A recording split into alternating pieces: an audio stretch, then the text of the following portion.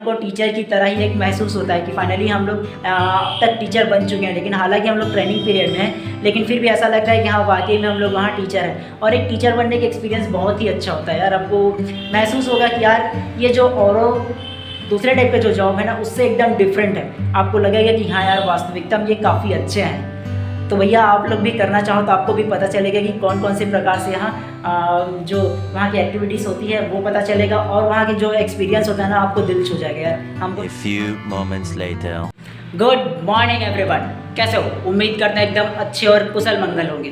तो भैया देखो, इस वीडियो में हम लोग बात करेंगे कि डीएलएड सेकेंड ईयर का जो स्कूल इंटर्नशिप प्रोग्राम है वो कितने दिनों का होता है, और बात करेंगे कि उसमें क्या क्या एक्टिविटीज़ करने होते हैं और किस प्रकार से बच्चों को घुल मिलकर आपको पढ़ाने होते हैं। तो और इस वीडियो में बात करेंगे कि जो लोग 2023-24 में ऑनलाइन काउंसलिंग में डाले होंगे डीएलएड के लिए, तो भैया उनका फाइनली मेरिट लिस्ट आ चुका है। उसके बाद आपको क्या करने चाहिए वो इस वीडियोस में बात करेंगे। तो भैया देखो, अपना थोड़ा सा एक परिचय दे दूं तो मेरा नाम मणिशंकर धीवर है, ठीक है, जिसको आप बाई एमडी धीवर के नाम से जानते हो, ठीक है भैया। तो चलिए वीडियोस को फ़ौरन स्टार्ट करते हैं। अगर आप चैनल पर नए होंगे तो चैनल को सब्सक्राइब कर देना और बेल आइकन को दबा देना, ताकि इस प्रकार के जब भी इन्फॉर्मेटिव वीडियोस लेकर आऊँ सबसे पहले आप तक पहुँचे।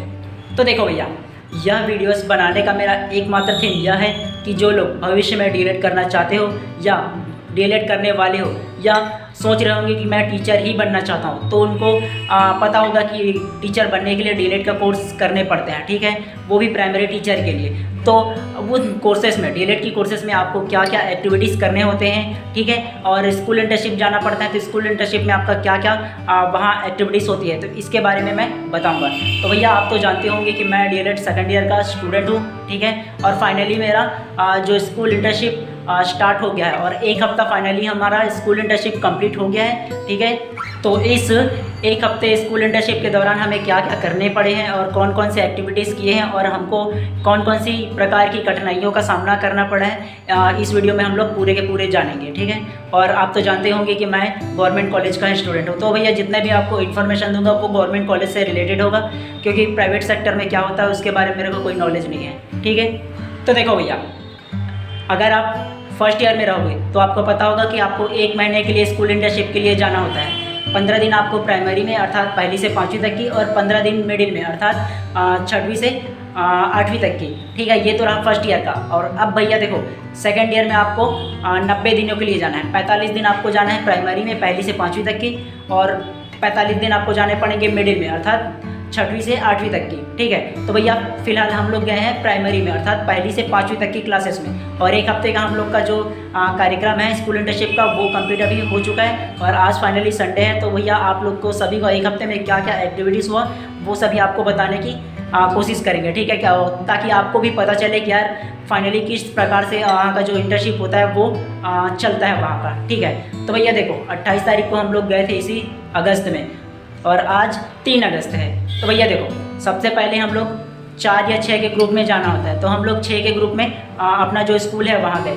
तो सबसे पहला देखिए, हम लोग एचएम से जाकर मिले, और एचएम से मिलने के बाद एचएम अर्थात हेड मास्टर जो वहाँ का होता है उनसे, तो वहाँ से परिचय सब किए। उसके बाद अपना अपना क्लास में डिवाइड हो गया, ठीक है, प्रेयर ईयर ख़त्म होने के बाद। अब मैडम ने बताया कि आपको कौन कौन से क्लास लेने हैं, तो वहाँ से सबसे पहले क्लास में गए, और क्लास में जाने के बाद सभी बच्चों से सबसे पहले मिले, और सबसे पहला इंट्रो हुआ कि भैया हम कितने दिनों के लिए वहाँ आए हैं और क्या क्या हम लोग पढ़ाने वाले हैं, और सभी बच्चों से हम लोग फिलहाल के लिए इंट्रो हुआ, ठीक है। और इंट्रो होते होते तो फाइनली एक दिन हम लोग का कंप्लीट हो गया वैसे में। उसके बाद सेकंड डेज में क्या हुआ, सेकंड डेज में अपना अपना सब्जेक्ट तैयार कर लिया, टीएलएम वगैरह अर्थात टीचर लर्निंग जो मटेरियल होता है, जो आप कौन कौन से चीज़ पढ़ाने वाले हो, क्या क्या पढ़ाने वाले हो। और देखो भैया, एक क्लास में कम से कम 2 छात्राध्यापक है वो जाते हैं, एक पीछे में बैठकर अवलोकन करते हैं और एक सामने में पढ़ाते हैं। तो एक दूसरे का हम लोग देखकर एक्सपीरियंस पता करते हैं कि आप कैसे पढ़ा रहे हो, कहाँ से स्टार्ट किए हो, आपका पढ़ाने का एक्सपीरियंस कैसा रहा। तो इस प्रकार से आपको नोट करने होते हैं, इस प्रकार की प्रोफाइल भी आपको बनाने पड़ते हैं। तो भैया 1-2 दिन तो आपको पहले थोड़े बहुत कठिनाइयाँ होंगे, बच्चे थोड़े बहुत हल्ला करेंगे, और उसको आपको शांत भी करने होते हैं। लेकिन जहाँ आपको 2-4 दिन कंप्लीट होगा उसके बाद धीरे धीरे आपको पता चल जाएगा कि हाँ किस प्रकार से आपको पढ़ाने होते हैं और बच्चों को किस प्रकार से शांत करने होते हैं। और कुछ गाइडलाइन जो होती है वो आपको मैडम जो वहाँ की एचएम वगैरह होगी, ठीक है, वो आपको बताएंगे कि किस प्रकार से आप उनको हैंडल करोगे। ठीक है। तो इसी प्रकार से हम लोग का एक हफ्ता फिलहाल के लिए कंप्लीट हुआ है और फाइनली मैं 4 सब्जेक्ट में से देखिए हिंदी, गणित, पर्यावरण, अंग्रेजी, ठीक है। तो उनमें से आपको सभी को कंपलसरी आपको पढ़ाना अलग अलग टाइमिंग में, ठीक है। और चाहो तो वहाँ के आप टिफ़िन ले जाना चाहो टिफ़िन ले जा सकते हो। हम तो भैया फाइनली वहाँ के खाना भी खाते हैं, वो भी बच्चों के साथ में मिलकर, क्योंकि देखिए आपसे बच्चे रिलेट होना ज़्यादा ज़रूरी है, ठीक है। जितने आप उन्हीं के बच्चों की तरह फ्रेंडली होकर के पढ़ाओगे उतने ही अच्छा आपको लगेगा वहाँ के एंजॉय करते हुए। एज अ भैया हमको ऐसा लगता है कि देखो फाइनली हमको टीचर की तरह ही एक महसूस होता है कि फाइनली हम लोग अब तक टीचर बन चुके हैं, लेकिन हालांकि हम लोग ट्रेनिंग पीरियड में हैं, लेकिन फिर भी ऐसा लगता है कि हाँ वाकई में हम लोग वहाँ टीचर हैं। और एक टीचर बनने का एक्सपीरियंस बहुत ही अच्छा होता है यार। आपको महसूस होगा कि यार ये जो और दूसरे टाइप का जो जॉब है ना उससे एकदम डिफरेंट है। आपको लगेगा कि हाँ यार वास्तविकता में ये काफ़ी अच्छे हैं। तो भैया आप लोग भी करना चाहो तो आपको भी पता चलेगा कि कौन कौन से प्रकार से यहाँ जो वहाँ की एक्टिविटीज़ होती है वो पता चलेगा, और वहाँ की जो एक्सपीरियंस होता है ना आपको दिल छू जाएगा यार। हमको तो बहुत ही अच्छा लगता है। बाकी आप लोग कमेंट करके बताइएगा कि आपको जब इस प्रकार की जब पढ़ाना होंगे बच्चों को और उन्हीं के साथ मिलकर एक्टिविटीज़ करोगे तो आपको किस प्रकार का फील होता है। ज़रूर एक बार कमेंट करके बताना कैसा लगेगा, इन एक्सपीरियंस करके बताना सिर्फ, ठीक है। और देखो भैया और क्या होता है, कभी कभी ऐसा होता है कि आप देखो पढ़ाते रहो पीछे एक बच्चे हल्ला करते रहते हैं। तो भैया देखो पढ़ाने को कुछ टाइम ब्रेक करके कुछ आप एक्टिविटीज़ करा सकते हो जिससे उसका ध्यान आकर्षित रहे, या बीच बीच में कुछ क्वेश्चन पूछ सकते हो, ठीक है, कि उसका ध्यान प्रॉपरली आपकी जो स्टडी है उन पे रहे। और अगर कि मान के चलो भैया देखो जब पढ़ा रहे हो सभी बच्चे हल्ला कर रहे हैं, बात नहीं मान रहे, तो एक काम आप ये कर सकते हो, कुछ ऐसे एक्टिविटीज़ आप लोग सर्च करके जाओ या जो कॉलेज आपके होंगे वहाँ बताएंगे कि कैसा कैसा एक्टिविटीज़ करानी है, तो सभी को खड़ा करा दो और कुछ अलग से एक्टिविटीज़ करा दो, तो आप उनका ध्यान हमेशा आकर्षित रहता है। तो इस प्रकार की हम अलग अलग जो एक्टिविटीज़ रह होती है उनको सर्च करके जाते हैं और तैयार कर ले रहते हैं, ताकि अपने पढ़ाई के दौरान जब बच्चों को हम पढ़ा रहे होते हैं, ठीक है, तो किसी प्रकार की अगर हल्ला वल्ला होता है तो भैया एक्टिविटीज़ करके हम उनको ध्यान आकर्षित करते हैं ताकि सभी बच्चे आकर्षित रहें, ठीक है। तो इस प्रकार से हम लोग पढ़ाते हैं और हम लोग को इसी प्रकार की ट्रेनिंग भी दिया जाता है कि किस प्रकार से आप बच्चों को एक अच्छा ज्ञान देते हो और किस प्रकार से आप एक्टिविटी के माध्यम से उनको पढ़ाते हो। एज आपका कॉलेज में ये सब आपको सिखाया जा रहता है। और एक अच्छे टीचर होने का ये क्वालिटी होता है कि भैया कि आप किस प्रकार से उनको बाय सिचुएशन हैंडल कर सकते हो, ठीक है। तो ये रहा हम लोग का एक हफ्ते का जो एक्सपीरियंस है वो, और भी हम इस वीडियोस में लाते रहेंगे कि कैसा कैसा हमारा एक्सपीरियंस है, किस प्रकार से हमको फाइलेज बनाने होते हैं और क्या क्या एक्टिविटीज़ करने होते हैं, ठीक है। और बात करेंगे भैया देखो जो लोग 2023-24 में डीएलएड के लिए ऑनलाइन काउंसलिंग कराए हो, ठीक है, तो उनका फाइनल जो मेरिट लिस्ट है वो आ चुका है भैया देखो। तो अगर अपना आप मेरिट लिस्ट देखना चाहते हो तो वहाँ के वेबसाइट में अर्थात SCERT के वेबसाइट में जाओ और जाकर के सर्च मारना, ठीक है। तो वहाँ आपका नाम पूरे कॉलेज वाइज लिस्ट जिसमें डाले हो उसमें आपका आ जाएगा, ठीक है। अगर नहीं मिल रहा होगा तो फाइनली हम अपने डिस्क्रिप्शन पर वो लिंक दे देंगे, डायरेक्टली जाकर आप देख सकते हो। तो भैया देखो कई लोगों का यही क्वेश्चन हमेशा हमारे कमेंट में आता रहता है कि देखो हमारा इतने नंबर है, हमारा इतना नंबर है, हमको गवर्नमेंट कॉलेज नहीं मिला तो क्या करें। तो भैया देखो अभी सिर्फ जितने सीट है, जैसे कि हमारे BDI में 50 सीट है, पूरे 50 के 50 सीट दे दिए गए हैं। तो उसमें अगर किसी का नाम नहीं आया होगा और प्राइवेट में आया होगा, ठीक है, तो अगर एफर्ट कर सकते हो तो प्राइवेट कॉलेज में ले लो, किसी भी प्रकार की इसमें दिक्कत वाली बात नहीं है। अगर सोच रहे होंगे कि हाँ भैया हमको गवर्नमेंट कॉलेज ही चाहिए, तो भैया देखो कुछ टाइम सेकेंड काउंसलिंग के लिए अगर वेट कर सकते हो तो वेट कर लो। क्योंकि देखो भैया क्या होता है, आपका जितना भी नंबर आया है, मान लो जैसे कि देखो इस साल मेरा मान लो 50 नंबर आया, ठीक है, और मैंने 50 नंबर पे 10 के 10 गवर्नमेंट कॉलेज पे डाल दिए, ठीक है, चाहे मैं बिलासपुर ज़िले से हूँ, चाहे बेमेतरा से हूँ, चाहे किसी भी ज़िले के, ऑल ऑफ छत्तीसगढ़ से। तो भैया मेरे को चाहिए सिर्फ एक गवर्नमेंट कॉलेज और 10 गवर्नमेंट कॉलेज में मेरा नाम आया है, ठीक है, तो 9 गवर्नमेंट कॉलेज का तो रिजेक्ट होगा ना, ठीक है। तो वो रिजेक्ट होगा तो वो सेकंड जो काउंसलिंग होगा तो उसमें आपका सीट खाली होगा, तो उसमें आप सेकंड काउंसलिंग कराओगे तो उसमें आपका नाम आ सकता है, इसलिए निराश होने की आवश्यकता नहीं है, ठीक है। इतने बड़े में सभी के सभी लोग जो होते हैं वो ना सब 10 कॉलेज फॉर्म में डालने का ऑप्शन जो रहता है वो होता है, ठीक है।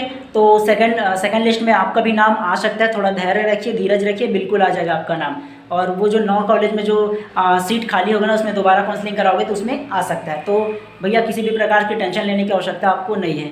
और फाइनली एक बात आपको बता दो भैया, मैंने अपने पिछले वीडियोस में एक आपको बताया था कि सिर्फ आपको एक गवर्नमेंट कॉलेज चूज़ करने को मिलेंगे, ठीक है। लेकिन ये जो मैंने पिछले बार जब मैं डीएलएड कर रहा था, ठीक है, तो मैं काउंसलिंग कराया था तो मेरे को एक कॉलेज चूज़ करने का ऑप्शन मिला था, दूसरा कर रहा था तो नहीं गया था, तो इस आधार पर मैंने बताया था। लेकिन भैया देखो इस बार सिस्टम जो है वो चेंज हो गया है, ठीक है। तो आप 10 के 10 गवर्नमेंट कॉलेज चूज़ कर सकते हो। तो इस वजह से आपको पिछले वीडियोस में मैं बताया था, तो इसको ये गलत फहमी भैया, जिसके लिए बिल्कुल मैं माफ़ी चाहता हूँ कि अब ये जो इन्फॉर्मेशन था वो गलत था, मेरे को पता नहीं था, इसलिए मैं ये वीडियोस बना दिया था। ठीक है, तो इस बार पूरे के पूरे 10 के 10 कॉलेज आप गवर्नमेंट में चूज़ कर सकते हो भैया। ठीक है, और देखो भैया, इतने सारा इन्फॉर्मेशन अर्थात ये सब वीडियोस बनाने का मेरा एकमात्र थीम यह रहता है कि भैया देखो, जो लोग भविष्य में टीचर बनना चाहते हो अर्थात डीएलएड करना चाहते हो या बीएड करना चाहते हो, तो आप लोग को पता चल सके कि यार वास्तविकता में यहाँ जो कोर्सेस है वो कैसी होती है, कौन कौन सी आपको एक्टिविटीज़ करानी पड़ती है, सेकंड ईयर में क्या होता है, फर्स्ट ईयर में क्या होता है।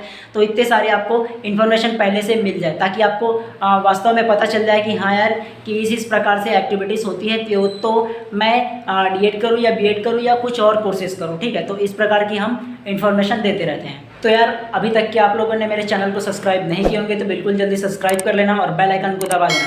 तो भैया इतना तो बोल सकते हैं भैया कि आपको यार इतने सारे इन्फॉर्मेशन दिए तो एक लाइक और सब्सक्राइब जरूर कर सकते हो। ठीक है, चलिए मिलते हैं इसी प्रकार के किसी नेक्स्ट इन्फॉर्मेटिव वीडियोस के लिए। अगर हाँ आपका किसी प्रकार का अगर यही कमेंट हो तो बेशक कमेंट कीजिए, उसका आंसर भी हम लोग जरूर देंगे भैया। ठीक है, और रही बात भैया हॉस्टल की, कई लोगों का क्वेश्चन आता है कि अगर गवर्नमेंट कॉलेज मेरे को मिल गया है लेकिन हॉस्टल वहाँ है या नहीं। तो भैया देखो, इतना एफर्ट कर रहे हो यार ये कोर्सेज करने के लिए, टीचर बनने के लिए, तो एक एफर्ट ये भी कर सकते हो कि भैया देखो, कोई भी अगर कि कॉलेज के साइड में या आसपास के एरिया में अगर कि आप रूम रेंट लेकर रहते हो तो कोई ज़्यादा उसकी रेंट नहीं होता है यार, कम से कम 1500 से 2000 के आसपास आपको रूम रेंट देने होंगे और 1000 के आसपास आपके मंथली खर्चे हो जाएंगे, जैसे मेरा होता है। ठीक है, 3000 मान के चलो भैया। तो भैया इतना एफर्ट तो कर सकते हो यार, हम जब मिडिल क्लास होकर इतना एफर्ट कर सकते हैं तो आप भी तो एफर्ट कर सकते होंगे। ऐसा हो अभी की डेट में नहीं होता होगा यार कि कोई भी लोग जो 3000 मंथली का है वो घर के लोग, आपकी फैमिली के लोग एफर्ट नहीं कर सकते होंगे।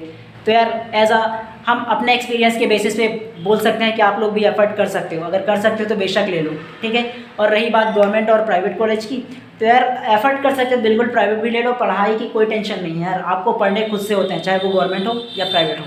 चलिए, अगर चैनल को सब्सक्राइब नहीं किया तो पहले सब्सक्राइब कर लेना और मिलते हैं इसी प्रकार के किसी नेक्स्ट वीडियो में। वीडियोस पूरा देखने के लिए आप सभी का बहुत बहुत धन्यवाद। मिलते हैं।